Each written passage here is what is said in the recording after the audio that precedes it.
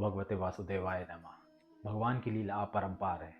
कहते हैं श्री कृष्ण के वृंदावन से वापस आने के बाद वो कभी वापस से वृंदावन गए नहीं राधा से मिलने के लिए, लेकिन उनकी रानियों को बहुत इच्छा होता था राधा के बारे में जानने का, राधा से मिलने का, कि बहुत सुना है इनके बारे में, पता नहीं ये कौन है।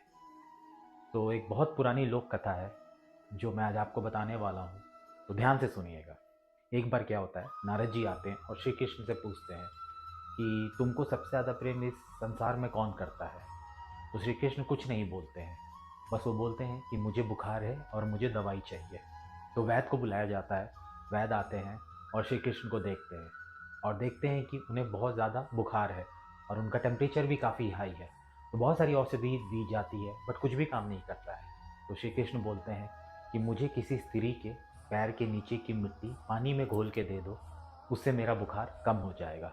तो वैद्य और नारद जी महल में जाते हैं उनकी रानियों के पास और कहते हैं कि आपके पैर के नीचे की मिट्टी चाहिए, श्री कृष्ण को देना है।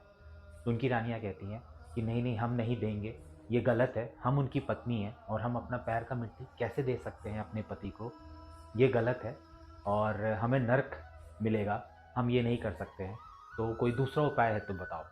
फिर नारद जी और वैद्य पूरा गांव घूम लेते हैं, वहाँ जितनी भी स्त्री होती हैं सबसे मिलते हैं, सबको बोलते हैं कि आपके पैर के नीचे की मिट्टी दीजिए, श्री कृष्ण को देना है। तो सब यही कहती हैं कि नहीं नहीं नहीं, ये गलत है, वो तो भगवान है, वो पूजनीय है, हम अपने पैर के नीचे की मिट्टी कैसे उनको दे सकते हैं, ये गलत है, हमें पाप लगेगा, हमें नरक मिलेगा, हम ये नहीं कर सकते हैं, कुछ दूसरा उपाय है तो बताओ। तो वैसे वो दोनों गोकुल पहुंच जाते हैं, वहाँ राधा से मिलते हैं।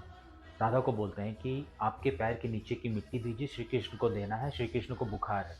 तो राधा कहती हैं अच्छा श्री कृष्ण को बुखार है, वो तुरंत अपने पैर से मिट्टी निकाल कर दे देती है।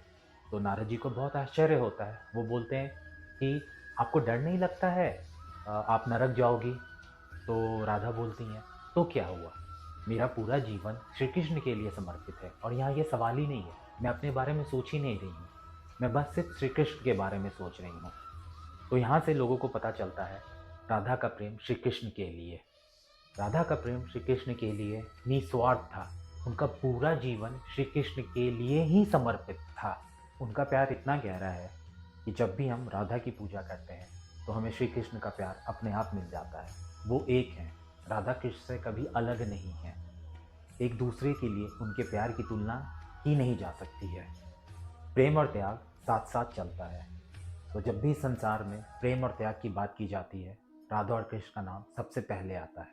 इसलिए कहते हैं हर चीज़ में, हर किसी में भगवान है और सारी उन्हीं की ही लीला है।